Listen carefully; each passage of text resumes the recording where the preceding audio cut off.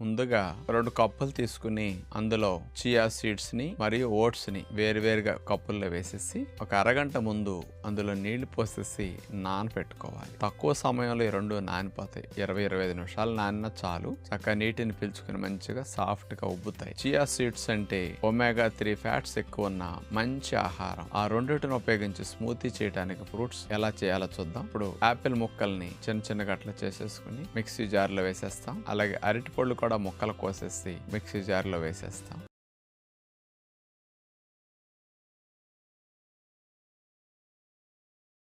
అందులోకి నీళ్లు తీసేసిన ఓట్స్ అలాగే నానపెట్టిన చియా సీడ్స్ ఈ రెండు వేసేస్తాం. తేనె 2 టేబుల్ స్పూన్లు. ఈ 3 వేసేసి మిక్సీ జార్ లో మరోసారి తిప్పితే చక్కగా స్మూతీ సిద్ధం అవుతుంది. అందరికీ స్మూతీలు అంటే ఇష్టం కాబట్టి ఈ రూపంలో ఇలా చేసి పెట్టేస్తే హ్యాపీగా తినేస్తారు. ఫైబర్ వల్ల గుడ్ బ్యాక్టీరియాలు పెరిగి ఇమ్యూనిటీ భలే పెరుగుతుంది ఈ స్మూతీ వల్ల.